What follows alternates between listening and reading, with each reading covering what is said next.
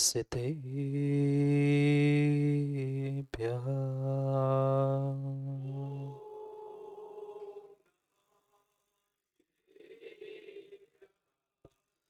श्रीमन्परं गम्भीर स्याद्वाद्मोघलाञ्छनम्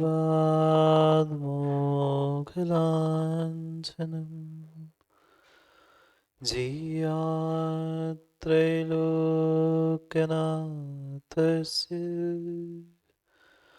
शासनं जिनशासनम् जय मङ्गलदानं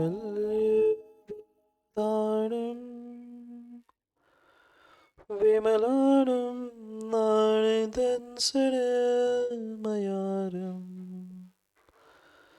त्रैलोक्यसेह्याणम्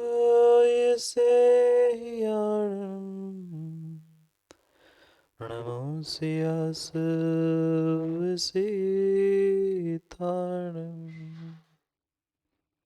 नमोऽन्ताणम्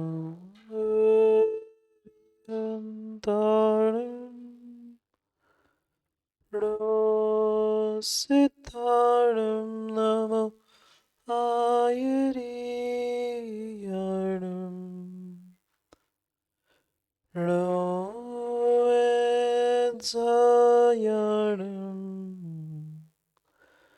नमोलोई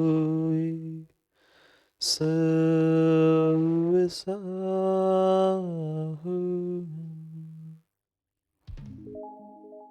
अनंत अनंत परम सिद्ध भगवान की 1008 श्री आदिनाथ भगवान की परम पूज्य आचार्य भगवान कुंद कुंद स्वामी के परम पूज्य आचार्य भगवान गुरुवर विशुद्ध सागर जी महाराज के सनातन जैन धर्म की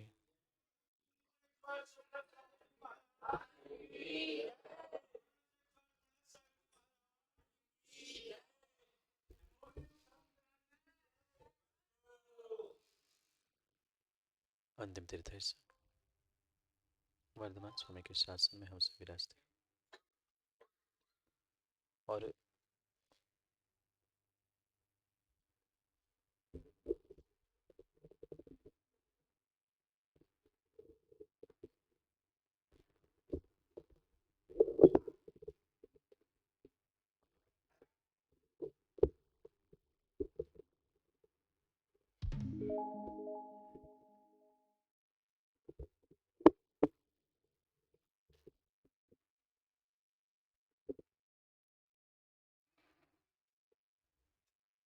अंतिम तीर्थ वर्धमान स्वामी के शासन में हम सभी विराजते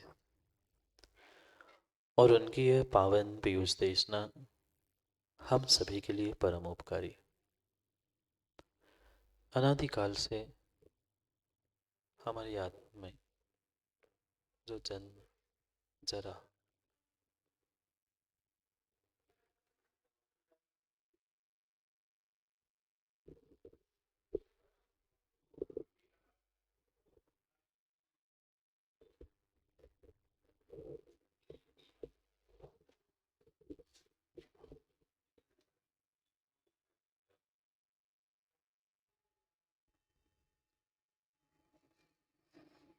अनादिकाल से हमारी आत्मा में जो जन्म जरा और मृत्यु रूपी रोग लगे उन रोगों का उपशमन करने वाली कोई परम औषधि है तो वह एकमात्र यह जिनवाणी है। भव्यात्मा आज हर व्यक्ति पंचायत में फंसा है। दूसरे के घर में, दूसरे के दुकान में और दूसरे के जीवन में क्या हो रहा है इसकी पंचायत तो उसके पास है, पर स्वयं के जीवन क्या क्या हो रहा है उसका निर्णय उसके पास नहीं। और ये भी पक्का है कि जब तक व्यक्ति स्वयं के बारे में नहीं सोचेगा, स्वयं के जीवन की पंचायत नहीं निपटाएगा, तब तक दुनिया की और दूसरों के घरों की पंचायत से मां काम होने वाला नहीं। इस संसार में हर व्यक्ति, हर इंसान सुखी होना चाहता है, पर आज तक वह अपने जीवन में सुख को क्यों नहीं प्राप्त कर पाए? क्योंकि वह उस सुख को प्राप्त करने से पहले दूसरों की पंचायत को निपटाने के चक्कर में स्वयं की पंचायत या स्वयं के जीवन को चौपट कर दे। एक गहरा एक गहरा रहस्य समझने की आवश्यकता है। जो जीवन में सुख और शांति की खोज करते हैं, वह हमेशा हमेशा दूसरों के जीवन में झांकते हैं कि वो कितना सुखी है, उसके पास कैसी शांति है, पर स्वयं की सुख शांति को नहीं समझने के कारण आज तक वह न सुख को प्राप्त कर पा रहे, न शांत हो पा रहे। कितनी कितनी कितनी दुनिया की मां पंचायत फैला के हम मंदिर में भी बैठते, जहां साक्षात हमें पंच परमेष्ठी जैसे पंचम गति को देने वाले निमित्त मिल सकते हैं, उन स्थानों पर भी व्यक्ति मात्र और मात्र दूसरों की घर की और दूसरों की जिंदगी की पंचायत निभाता रहता है। कहाँ क्या हुआ, कहाँ क्या नहीं हुआ, किसको क्या कहना था, क्या नहीं करना था, यही सोचते सोचते पूरी जिंदगी निकल जाती है, जीवन निकल जाता है, पर वह पंच परमेष्ठी की शरण को प्राप्त नहीं कर पाता। ये कठोर निर्णय करने की आवश्यकता है कि पंचायतों से, दूसरों पंचों से कभी भी जीवन में सुख शांति नहीं होगी। जीवन में अगर सुख शांति और समृद्धि कहीं मिलेगी तो वह पंच परमेष्ठी के ही शरण में मिले, क्योंकि पंचायत में भी पंच है, पंच में भी पंच है, और मां पंच परमेष्ठी में भी पांच है। तीन तेरा इधर की उधर, ये सब कुछ व्यक्ति करना जानता है, पर तीन तेरा रूपी उस रत्नत्रय और चारित्र को क्यों नहीं ग्रहण करता? रत्नत्रय तीन और 13 प्रकार का संडी भाई चारित्र। दूसरों के घर में जाकर, दूसरे के जीवन में जाकर व्यक्ति कितनी कितनी बड़ी सलाह देता है, कितनी बड़ी पंचायतें निपटाने का प्रयास करता है। नगरों में, गांवों में, शहरों में पंच इसीलिए बनाए जाते हैं कि दूसरों की पंच होते हैं ना। क्यों होते हैं? दूसरों की पंचायत निपटाए। वे वही वही पंच होते हैं, दूसरों की घर में जाकर पंचायत तो निपटाएंगे, पर अपने घर की पंचायत कभी नहीं निपटी। अक्सर देखना, जितने जितने पंच दूसरों के घर में पप्पू भाई जाकर पंचायत निपटाते हैं ना, सबसे ज्यादा पंचायत उनके घर में फैली होती है। जो दूसरों को समझाने का प्रयास करता है वो शायद आज तक स्वयं नहीं समझ पाया और ना स्वयं को समझा पा रहा है, इसलिए तो ये पंचम काल में आना पड़ा है। ये निर्णय करना है जीवन के सुख समृद्धि के लिए। अगर हमें जीवन में सुख समृद्धि चाहिए तो हमें पंच पंचायत में नहीं, पंच परमेष्ठी की शरण को प्राप्त करना। मिले आज नहीं, कई बार हमें साक्षात अरिहंत भी मिले, दिगंबर मुनिराज मिले, आचार उपाध्याय साधु सब कुछ मिले। भले ही सिद्ध भगवान नहीं मिलते, नहीं दिखते, पर भावी सिद्ध अरिहंत, भावी सिद्ध निर्ग्रंथ तो हमारे आंखों के सामने थे। पर क्या करें, पर क्या करें, हमारी दृष्टि में ही खोट थी, हमारी दृष्टि में ही खोट थी, हमारी सोच, हमारी दृष्टि ही इतनी छोटी थी कि हम सब कुछ होने के बाद भी कुछ भी प्राप्त नहीं कर पाए। आंखें थी, पैर थे, ज्ञान था, कथनचित कुछ अंशों में नियम व्रत लेने के भाव भी थे, ले भी ले रहे थे, पर फिर भी हम मंजिल तक नहीं पहुंच पाए। क्यों नहीं पहुंच पाए? क्योंकि आज तक मात्र हम दूसरों की पंचायतों में उलझे। माँ, कितनी पंचायत होती है मंदिर में बैठे बैठे?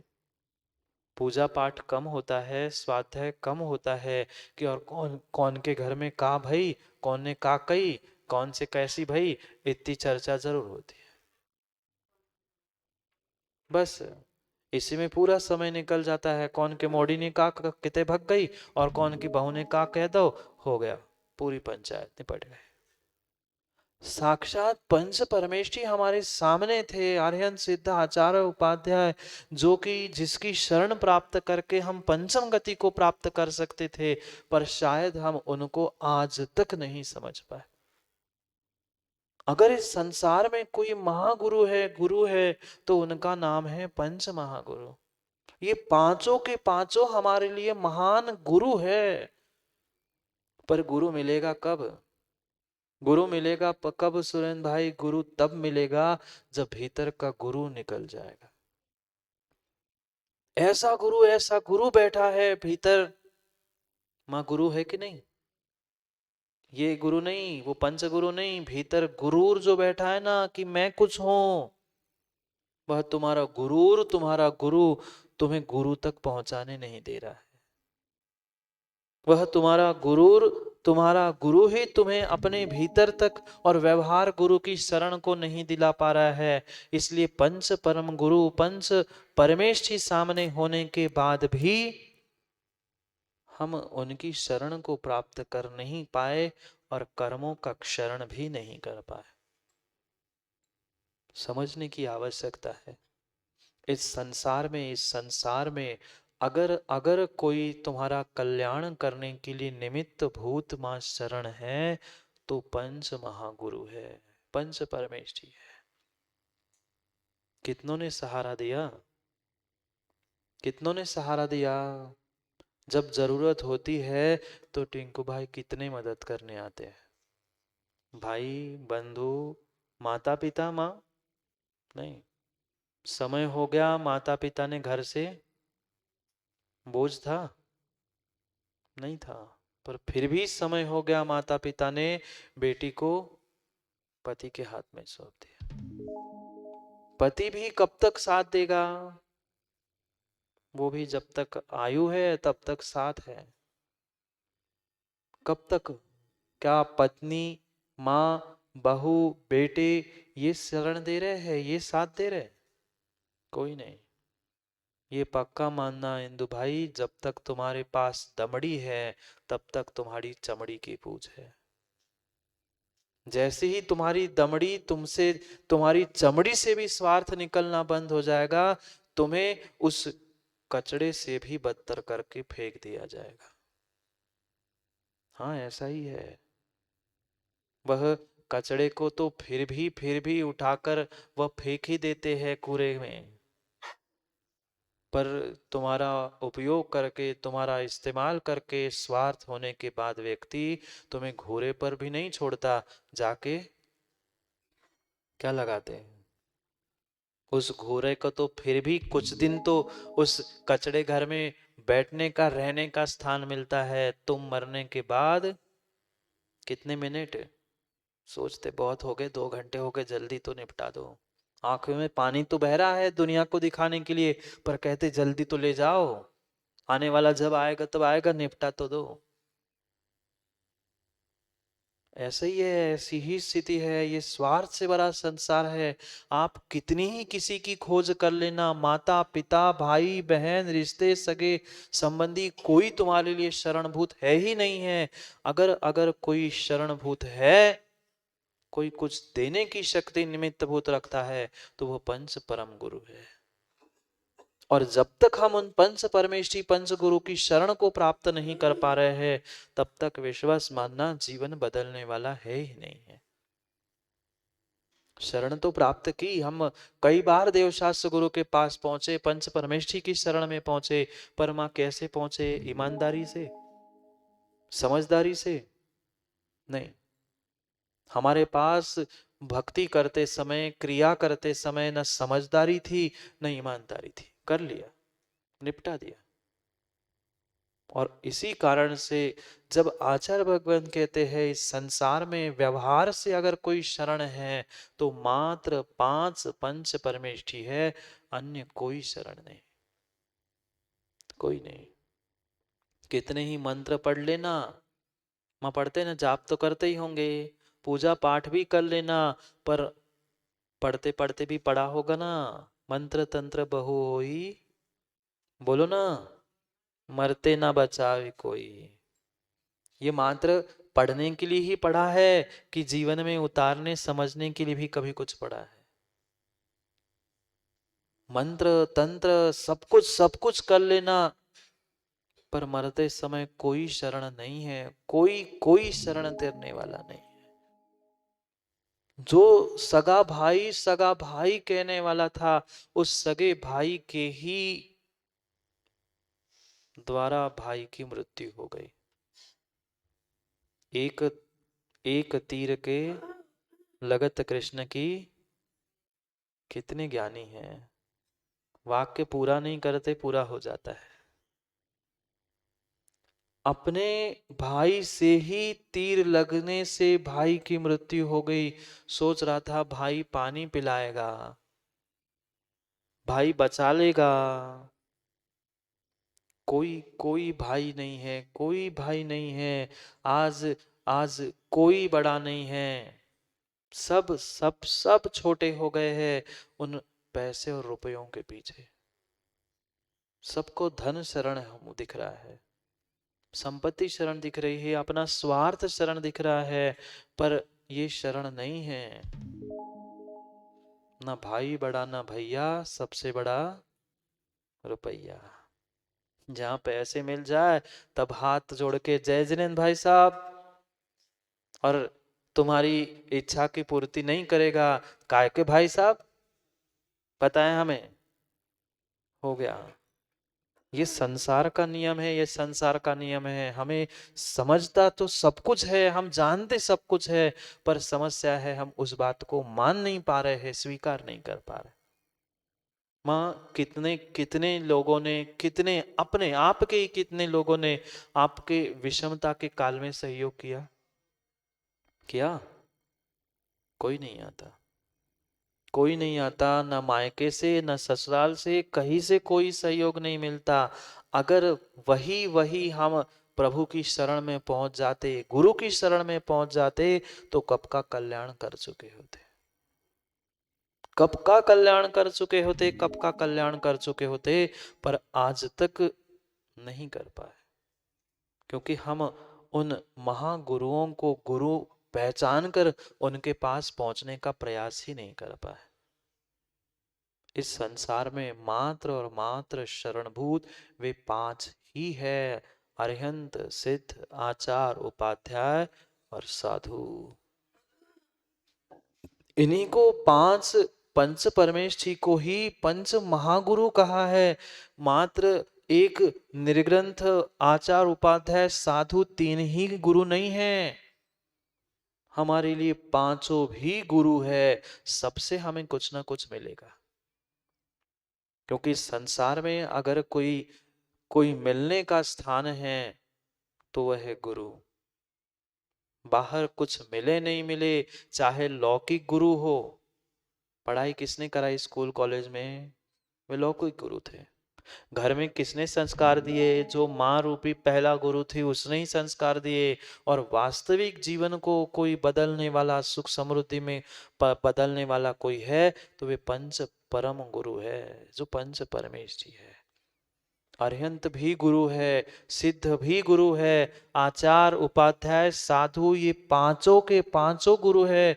इसलिए मात्र गुरु नहीं कहा, पंच महागुरु। ये लौकिक गुरु, घर के गुरु, इधर उधर के सब गुरु हो सकते हैं, पर वे सच्चे गुरु नहीं हैं। अगर सच्चे गुरु कोई है तो ये पांचों परमेश जी, जिसे महागुरु कहा, महान है। अरिहंत भी, सिद्ध भी, आचार उपाध्याय साधु, पांचों के पांचों हमारे लिए महान महान गुरु है। पर वे हमें महान गुरु आज तक क्यों नहीं दिख पाए, क्यों नहीं हम उनकी शरण पहुंच पाए? क्योंकि हम दुनिया की पंचायतों की शरण में जाते रहे। इसकी पंचायत, कभी उसकी पंचायत, कभी घर की, कभी समाज की, कभी दुकान की, कभी गांव की, कभी देश की। इसके अलावा क्या किया? यही तो चार विकताएं तो करते रहे माँ, भोजन कथा, श्री कथा, चोर कथा और राज्य कथा। इस देश ने इस देश के साथ ऐसा किया, भारत में ऐसा हुआ, चीन में ऐसा हुआ, अमेरिका ने ये कहा। तुम्हें क्या पढ़ना था? आपको क्या मिला था? पर नहीं, उसकी पंचायत घंटों बातें करते रहेंगे। यहाँ आग ताप रहे हैं और वहां मुंह जला रहे हैं। इधर उधर की चर्चा करने में समय जितना बर्बाद किया, उतना ही अगर पंच महागुरु की भक्ति कर लेते तो पंचम गति को हम कब के प्राप्त कर लेते। पर समझ नहीं आ रही है, समझ नहीं आ रही है। समय तो कई बार आ चुका, कई बार समय आ चुका, पर समय पर हमारी समझ काम में नहीं आ पा रही। और इसलिए सब कुछ साधन होने के बाद भी हम जीवन को अच्छा नहीं कर पाए, सुखी नहीं बना पाए, समृद्ध नहीं बना पाए। कि एक एक पंच महागुरु में से एक एक महान गुरु है जो हमारे लिए परम परम उपकारी है, और उनके उपकारों की श्रृंखला को ही समझते समझते उनकी भक्ति को भी करने की आवश्यकता है। क्योंकि मात्र दिखावे के लिए, बेमन से, बिना विवेक के, बिना समझदारी के, ना समझ होके कई बार भक्ति की, कई बार हमने भक्ति की, पर समझदारी से और ईमानदारी से नहीं की। और जहां समझदारी ईमानदारी नहीं है, वह भक्ति कार्यकारी भी नहीं है। क्यों कर रहा हूं भक्ति, किस प्रकार से भक्ति करनी है, कौन से भगवान की, यानी कौन से महागुरु की, कौन से परमेष्ठी की किस प्रकार से भक्ति करनी है, ये विवेक ही समझदारी थी। समझदारी से की काम नहीं किया। हमें तो इतना पता है, हमारे बुजुर्ग ऐसा करते थे, सुबह उठते थे, नहाते थे, धोते थे, धोती दुपट्टा पहन ली, ज्यादा से ज्यादा मंदिर के पहन लिए, उठा लिए चावल, चढ़ा दी एक थाली से दूसरी थाली में, जय जय नाथ परम गुरु होए, लुचे पुड़िया गरम गरम होए, हो गई हमारी पूजा। हाँ, यहाँ तो जय जय नाथ परम गुरु होए चल रहा है, दिमाग में चल रहा है लुचई पुड़ी गरम गरम होए, अब जाके सब्जी पुलचई खानी है। ये समझदारी नहीं थी, ना ईमानदारी थी। और जब तक समझदारी ईमानदारी नहीं है, तब तक काम बनने वाला नहीं है। इसलिए भक्ति करने से पहले समझदारी चाहिए कि हम कर तो रहे हैं ये सब कुछ, पर क्यों कर रहे हैं, किस प्रकार से हमें इसे करना है, ये समझने की आवश्यकता है। तभी तभी हम जीवन की इमारत को, वह मोक्ष की इमारत तक ले जाने की शक्ति रख सकते हैं, मोक्ष महल तक पहुंचने की शक्ति रख सकते हैं। और इसीलिए समझ रहे थे हम उस पंच महागुरु भक्ति को ही, कि ये पांच परमेष्ठी रूपी पांच शरण जो हमें इस संसार में मिले हैं, उनकी शरण प्राप्त करते हुए हम ऐसा क्या करें कि जिससे मेरा जीवन भी बदल जाए और मैं भी बदल जाऊं। बदल पाया जीवन? जीवन बदल पाया? पिता का घर छोड़ के पति के घर में आए, पति के बाद फिर बेटों की शरण प्राप्त करने का प्रयास किया, कितनों का जीवन बदला? नहीं। सुख की चाह में तो बदलना चाहा था, पर बदला तो दुख की राह पर पलटा। इसलिए हम दूसरों को बदलने की जगह स्वयं को बदलने का पुरुषार्थ करें, कि मैं जो सोच रहा हूं, मैं कर रहा हूं, मैं कितना कितना सोच समझ के कर रहा हूं, और कितना ना समझ में कर रहा हूं, ना समझ होके कर रहा हूं। कार्य तो किए, आज तक ऐसा शायद कोई दिन नहीं गया होगा माताओं, कि जिस दिन पूजा आगे नहीं की होगी। लगभग ऐसी कई माताएं, कई पुरुष है कि प्रतिदिन पूजा पाठ सब कुछ कर रहे हैं, पर थोड़ा सा भी जीवन में बदलाव आ पाया? नहीं आया। क्योंकि उन क्रियाओं में मेरी समझदारी नहीं थी, उन क्रियाओं में मेरी ईमानदारी नहीं थी।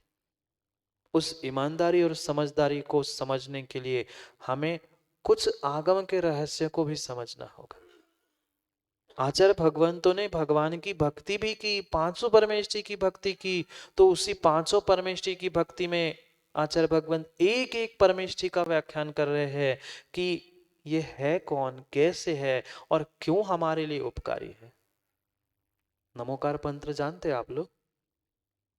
नमोकार मंत्र जानते हो? नहीं जानते?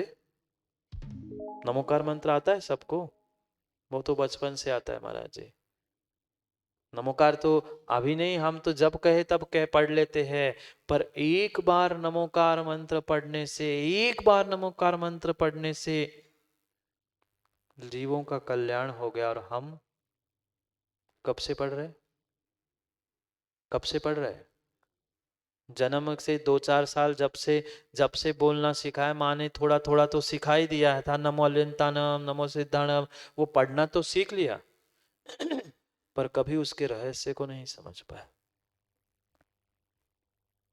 एक एक परमेष्ठी को समझने की आवश्यकता है कि ये 5 महागुरु जो हमें मिले हैं, उनकी शरण को प्राप्त करके हम अपने कर्मों का क्षरण करके अपने जीवन को बदलने का पुरुषार्थ कैसे करें।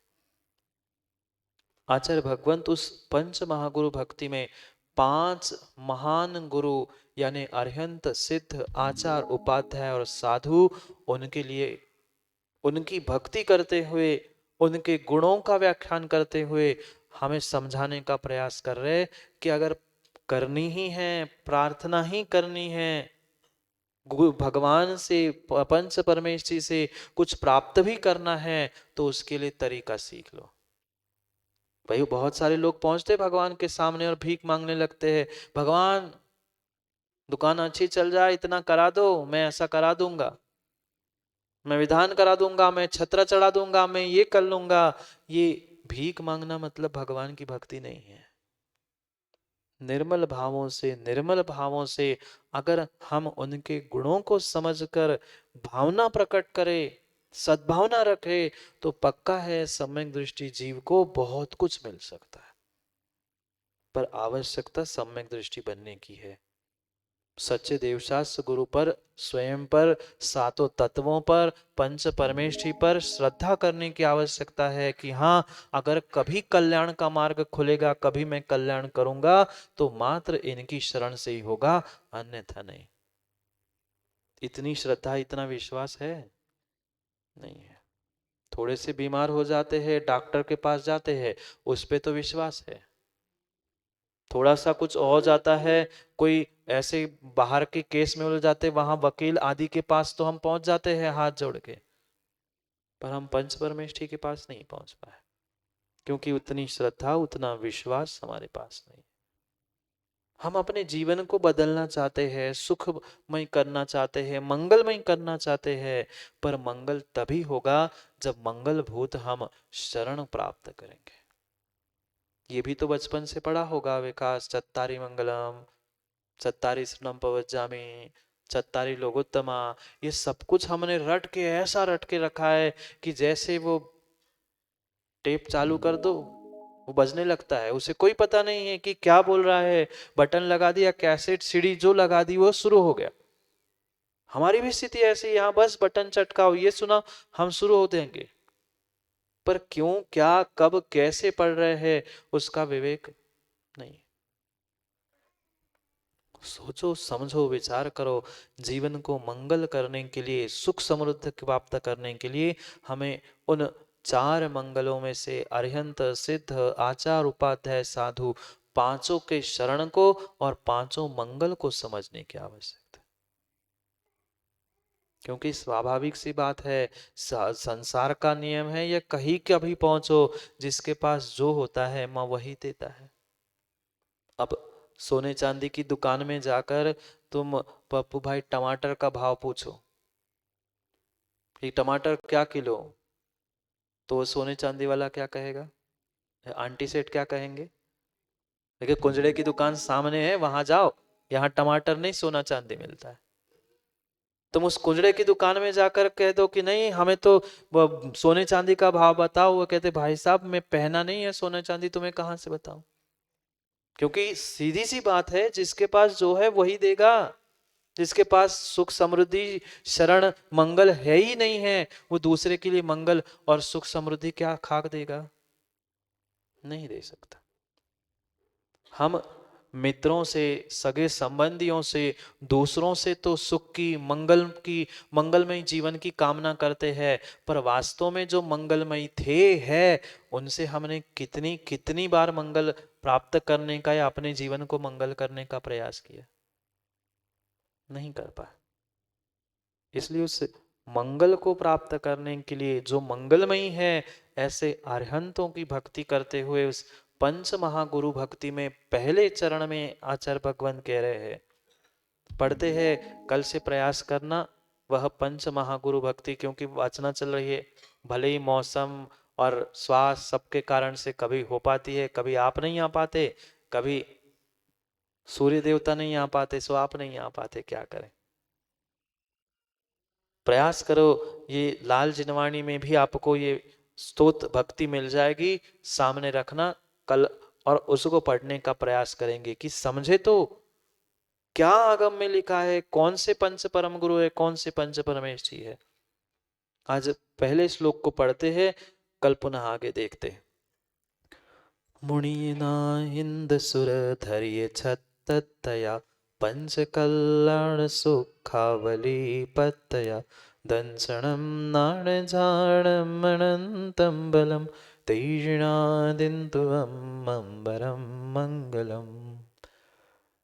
यहाँ मंगल की कामना कर रहे हैं, पर किसके पास? जो साक्षात मंगलमय जीवन को जी रहे हैं, जो स्वयं मंगल है, वही तो दूसरे का मंगल करेंगे। जो स्वयं ही सुखी नहीं है, वह दूसरे को क्या सुखी कर सकता है? आज तक यही तो समस्या हमारे साथ फंसी कि हम उस डूबते हुए, हम तो संसार सागर में डूब रहे थे, माना कि कोई व्यक्ति तालाब में डूब रहा था और दूसरे डूबते हुए व्यक्ति का हाथ पकड़ेगा तो क्या बच पाएगा? नहीं। जो तैरना जानता है ऐसे व्यक्ति का हाथ पकड़ेगा तो वह समुद्र से, तालाब से बाहर निकल पाएगा। हमारे साथ भी यही हुआ, संसार सागर से तिरने वाले, जो तिर चुके हैं या तिरने वाले हैं, ऐसे पंच परम गुरु की शरण हमने प्राप्त नहीं की। जो संसारी लोग थे, रिश्तेदार थे, सगे संबंधी थे, जो स्वयं डूब रहे थे, हमने उनको पकड़ा और हम भी गए और वे भी ले डूबे, दोनों डूब गए। आज तक यही हुआ।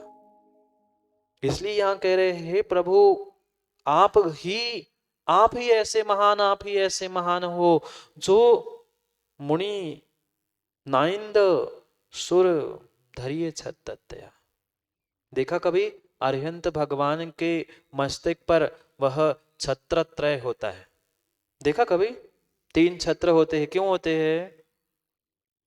क्यों होते हैं? पता ही नहीं है। पता है बस इतना हमने देखा है कि लोग ऐसे ऐसे करके वो चमर ढुला रहे हैं, सो हमने भी ढुला लिया। लोग ऐसे कर रहे हैं छत्र के लिए, ये भी विवेक नहीं है, हम भगवान के ऊपर छत्र लगा रहे हैं। भाई छत्र ही चढ़ाना है तो साक्षात जाके छत्र चढ़ाओ ना रोज। ये हाथों का छत्र क्या होता है? पर नहीं देखा, किया, समझदारी कुछ नहीं। ये एक छत्र नहीं, 2 नहीं, 3 लोक के स्वामी होने का प्रतीक है छत्रत्रय। भक्तांबर भी में पढ़ लिया होगा मां छत्रत्रयम। वो तो सब ऐसे पढ़ के रट के रखा है, पर कभी उसका भी अर्थ समझा नहीं। क्यों 3 छत्र होते हैं? मुनींद मनुष्य, नाइंद यानी नागेंद्र, और सुर यानी स्वर्गों के देव। मनुष्य में जो इंद्र कहा जाता है, मनुष्यों का राजा कहा जाता है, मनुष्यों का जो सबसे बड़ा राजा होता है वो होता है चक्रवर्ती। वह नरेंद्र हो कहलाता है, यानी नर यानी पुरुषों का, मनुष्यों का जो श्रेष्ठ मध्यलोक का प्रतीक नरेंद्र। फिर नाइंद यानी नागेंद्र, अधोलोक में, नरक में, पहले नरक में वह नागेंद्र भवनवासी देव रहते हैं। वह भी जिनको मानता है, जिनको मानते हैं, नागेंद्र भी जिनकी पूजा करते हैं, नरेंद्र यानी चक्रवर्ती भी जिनकी पूजा करते हैं, और जो सुरेंद्र यानी सौधर्म इंद्र भी जिनकी पूजा करते हैं। ऐसे छत्ततयम 3 छत्र यानी 3 लोक के स्वामी। 3 लोक कौन से? 3 लोग कौन से मां? ऊर्ध्वलोक, मध्यलोक, अधोलोक, और उनके 3 स्वामी बताए। इन तीनों के स्वामी तीनों लोकों के द्वारा जो पूज्य है, वंदनीय है, ऐसे ऐसे वह अरिहंत। छत्तया, 3 छत्र किस पे होते हैं? किसी दूसरे पर छत्र नहीं होते। छत्र मात्र और मात्र अरिहंत परमेष्ठी पर ही होते हैं। और जो अरिहंत बनता है, बन चुके हैं, उन पर ही वे 3 छत्र होते हैं, अन्यत्र नहीं। मुनि, मणुन, मणुई यानी नरेंद्र मध्यलोक का स्वामी, नागेंद्र यानी अधोलोक का स्वामी, सुरेंद्र यानी सौधर्म 3 लोक का स्वामी, जिनके चरणों में नमन करते हैं, जो उसका प्रतीक रूप 3 छत्र धारण करने वाले हैं, और पंच कल्याण सुखावली पत्तया, और जो पंच कल्याण रूपी महालक्ष्मी को प्राप्त कर चुके हैं, पंच कल्याणक रूपी वह संपत्ति को, श्री को प्राप्त कर चुके हैं, ऐसे अरिहंत। क्योंकि पंच कल्याणक, भले ही बानपुर को पंच कल्याणक जब हुई है सो तब हुई है, पर पंच कल्याणक 1, 2, 3, 4 और 5 5 कल्याणक जिनके होते हैं, मात्र कल्याण नहीं लिखा, कल्याणक, जो स्वयं का भी कल्याण कर रहे हैं और दूसरे के लिए भी कल्याणक होते हैं, कल्याणकारी होते हैं, ऐसे वे पंच कल्याणक होते हैं। पंच कल्याणक, कितना कितना बड़ा सौभाग्य है आप लोगों का कि सोचो, वह साक्षात स्वर्गों के देव आके वह भगवान के पंच कल्याणक संपन्न करते हैं, और आप बानपुर वाले तो आने वाले समय में भगवान शांतिनाथ के पंच कल्याणक करने वाले। अब जब आपका पुण्य उदय में आएगा तब ही आप आएगा, क्या करें। सबका कहीं ना कहीं पुण्य साथ देगा, सब कुछ पुण्य का काम करेंगे तो ही हो पाएगा, पर उसके लिए भाव मंगल भी तो होने चाहिए। भाव मंगल के अभाव में बाकी कोई मंगलमा काम नहीं करते, नहीं कर सकते। कहीं ना कहीं भाव मंगल में कमी है, तभी तभी मंगल पूर्ण नहीं हो पा रहा है। पंच कल्याण सुखावली पतया, पंच कल्याणकों में जो सुख संपत्ति प्राप्त हुई है, कोई बाहर की नहीं। समझेंगे पंच कल्याणक के समय में भी, और भी वह एक एक समय में 3.5 करोड़ रत्नों की वर्षा होती है। 3.5 करोड़, 3.5 करोड़। शांति कुमार जी, कितने रत्न हैं? 3.5 करोड़ घर में? रत्न कितने पूछ रहा हूं घर में? 3.5 भी है कि नहीं पता नहीं, असली वाले। एक समय में ऐसे दिन में 4 बार रत्नों की वर्षा, और जन्म के जन्म के नहीं, गर्भ के पहले 6 महीने से, वे जन्म के गर्भ के 9 महीने तो होते ही है, उसके पहले से 15 महीने लगातार रत्नों की वर्षा होती है हमारे यहाँ। आपके जन्म के बाद कितनों ने रत्न बरसाया, कितनों ने तालियां बजाई, और कितनों ने गालियां, सॉरी, तालियां बजाई, कितनों ने गालियां बकी। सोचो, विचार करो, ये सुख समृद्धि का प्रतीक, ये महागुरु अरिहंत परमेष्ठी की बात कर रहे हैं। ये अरिहंत ही हमारे लिए सुख समृद्धि को दे सकते हैं, क्योंकि दंसन नाण झाणम अनंत बलम, अनंत चतुष्टय को किसी ने प्राप्त किया है तो अरिहंत परमेष्ठी ने प्राप्त किया है, और वे ही अरिहंत परमेष्ठी हमारे लिए दिंतु जिना अहमम वरम मंगलम, श्रेष्ठ मंगल को आप ही दे सकते हो। इसलिए हे अरिहंत प्रभु, आप मेरे जीवन को मंगल बनाएं। जो मंगल है वो ही मेरे लिए मंगल करेगा, जिसका जीवन ही मंगलमय नहीं है वो दूसरों को क्या मंगल करे। इसलिए प्रभु से कह रहे हैं, अरिहंत से कह रहे हैं, हे अरिहंत परमेश जी, हे अरिहंत महागुरु, मैं अब सब गुरूर छोड़ के आपके चरणों में आया हूं, अब मेरा मंगल कर दो। अनंत दर्शन, अनंत ज्ञान, अनंत सुख, अनंत वीर्य, ये चतुष्टय जिन्होंने प्रकट कर लिए हैं, ऐसे अरिहंत को कह रहे हैं कि हे प्रभु, अब अब मैं बहुत बहुत बहुत भटक चुका, कई बार इस संसार में भटकते भटकते इस नासमझदारी के कारण और मेरी बेईमानी के कारण मैं इस पंचम काल में तक आया हूँ। अब थोड़ी सी समझदारी और थोड़ी सी ईमानदारी मेरे भीतर प्रकट हो रही है। अब तो मेरा कल्याण कर दो। आप ही मेरे लिए मंगल करने वाले हो, आप ही मेरे लिए अनंत चतुष्टय को प्रदान करने वाले हो। अन्य कोई भी मुझे सुख नहीं दे सकता। कितना सुख है माँ, कितना सुख है, बोलो ना। समय हो गया है, जल्दी बोलो। कितना सुख है? 2 किलो, 5 किलो, 50 किलो, 200 ग्राम, कोई ठिकाना नहीं है। उनके पास अनंत सुख। अनंत सुख, अनंत का अर्थ होता है जिसका अंत ही नहीं है। उनके सुख का अंत ही नहीं है और हमारे सुख का प्रारंभ ही नहीं है। उनके सुख का अंत नहीं है और हमारे सुख का प्रारंभ ही नहीं है। हम चाहते तो सुख है, सुख है, सुख है, इतना सुख सुख सुख सुख करते हुए चिल्ला रहे हैं, पर सुख सुख करते करते गला तो सूख गया पर सुख कछु नहीं मिला। गला सूख गया, जीवन भी सूख गया, शरीर भी सूख गया, पर सुख सूख गया पर सुख नहीं पाया, सुख मिल नहीं पाया।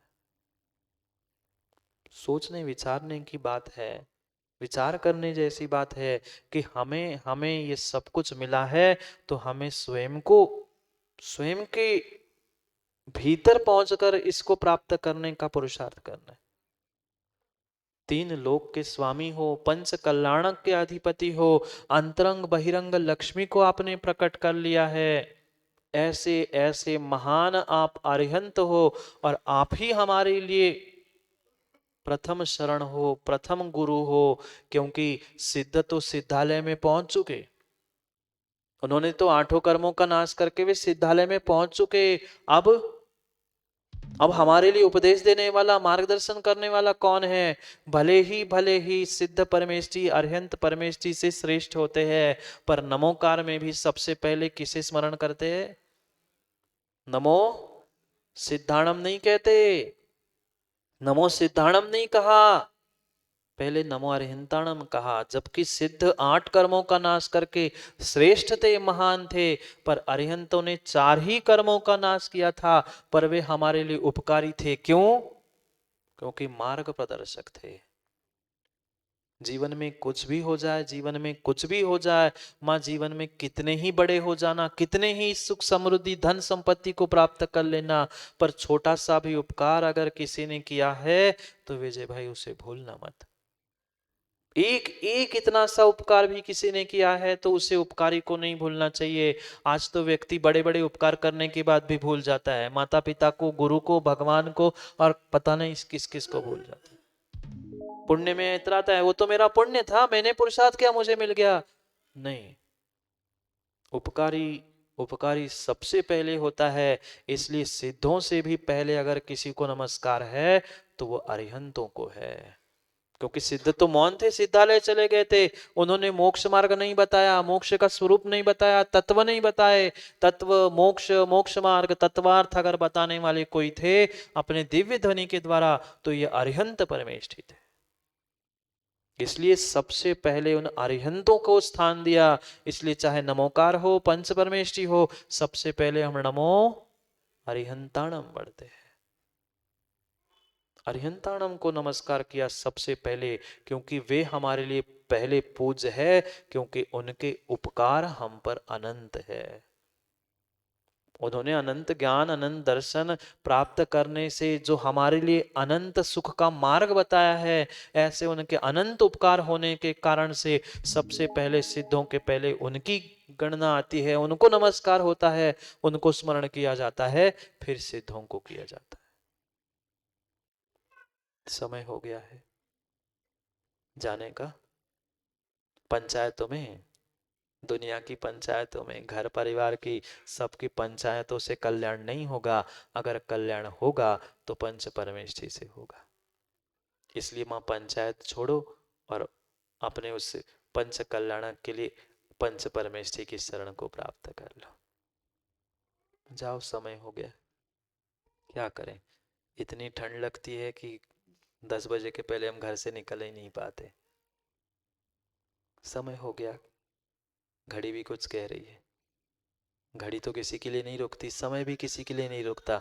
आप भले ही किसी के लिए रुक जाना, सूर्य देवता निकलेंगे तब घर से बाहर पड़ेंगे, ये भले ही आप रुक जाना, पर समय की घड़ी कभी नहीं रुकती। आयु की भी घड़ी समाप्त हो रही है, पता नहीं चल रहा है।